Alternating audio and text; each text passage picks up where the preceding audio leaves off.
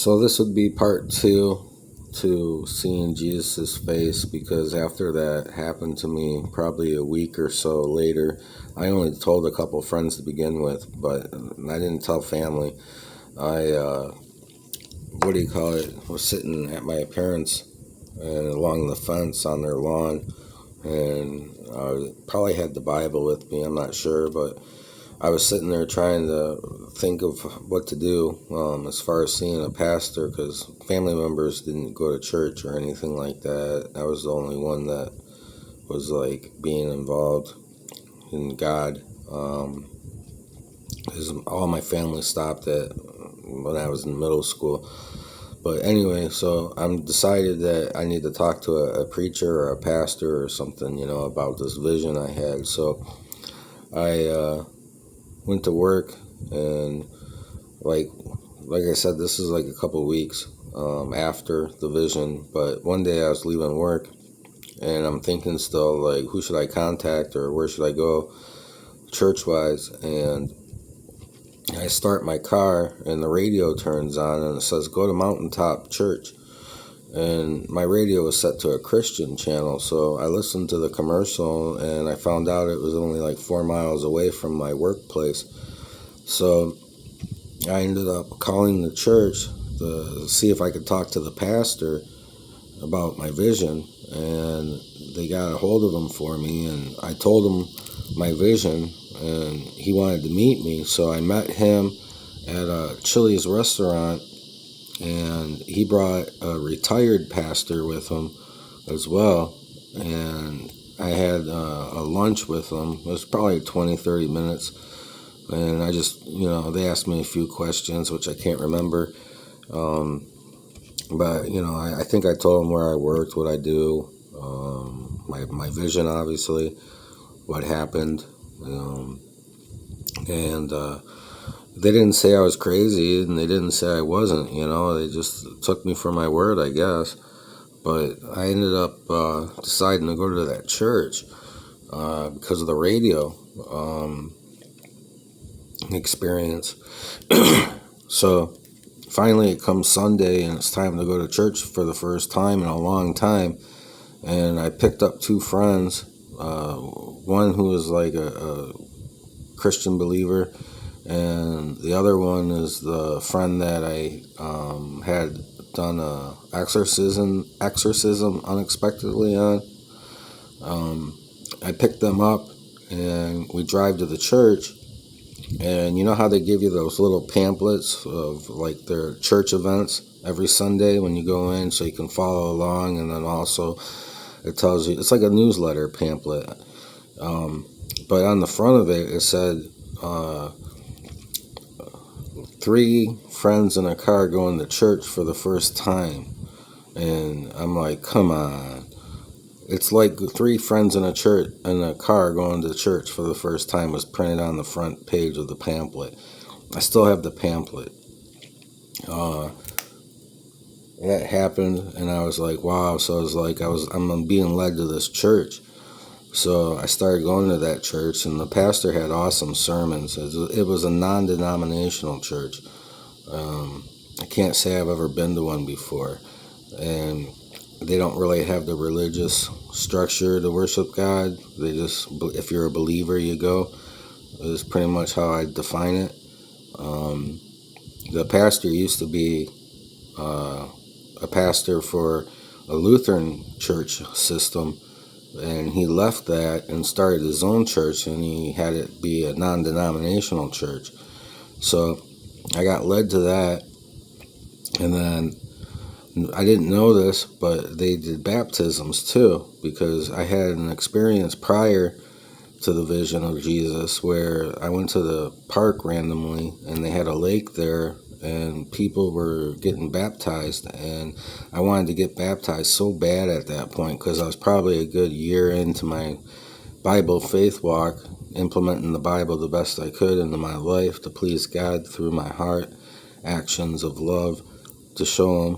And I was at that park, and I didn't trust the church system, and I didn't talk to anybody either, But I wanted to get baptized, and I thought, wow, I could get baptized right now. It wouldn't matter, but I might. I don't know, because like I said, I'm a believer that learned on my own, implementing things that I've read in the Bible. I didn't have guidance in my Bible walk. I was just doing everything on my own up to this point to where I got to the church. And at the church, I'd get fed the sermon, mountaintops, that is. And that's the only reason why I really wanted to go. I didn't talk to the people there. I didn't make friends. I got caught up in small conversations sometimes. But beyond that, I only went literally for the sermon. So my three friends, or me and my two friends, total of us is three, were at the church. And they didn't give communion the first time I went there, and I wanted to take communion. So obviously I kept going to that church, and they gave communion like once a month or twice a month. So finally the month or the week comes where they're going to do communion, and I had a vision again. When I had the wafer and the grape juice in my hand, they'd pass it out, and everyone would wait until the pastor would tell us to take it, and he would speak words. I was getting right with my eyes closed, and again, like black and white dots, just like how I saw Jesus' vision, his face in that vision.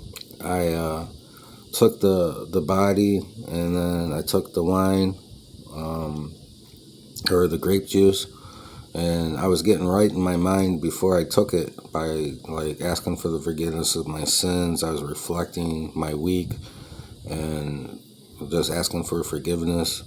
And when I was doing that, I had my eyes closed, and I took the wafer, and then I drank the grape juice, and I had three crosses appear, and with my eyes closed, and they were like spaced out, and they were bright white, and the crosses were thick, and I could probably like sort of draw it still to this day, because it was really a simplified vision, a picture.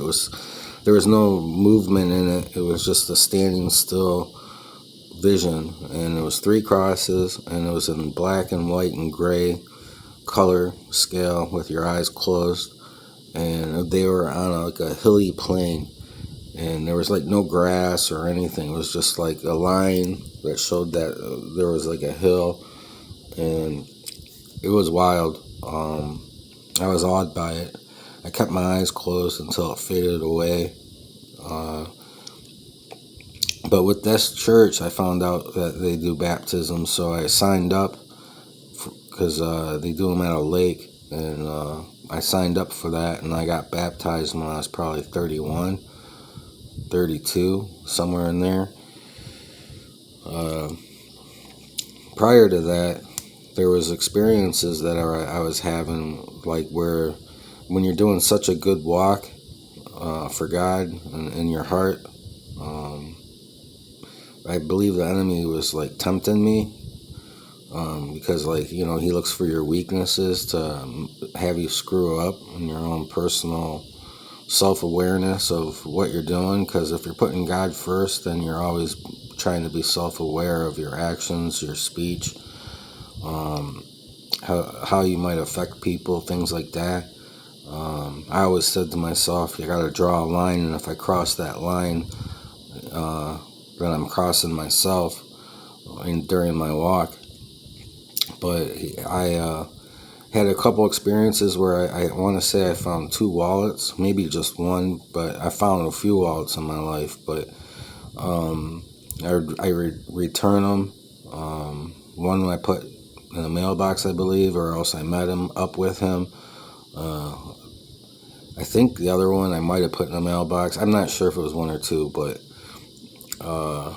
in this time period, that is. And then also when I was at the park not randomly, but randomly, there was a camera left on my trunk of my car, and it was worth probably a couple $100. And I went back to my car to leave the park, and there's this camera sitting there, and I'm looking around, and it was like there's nobody around.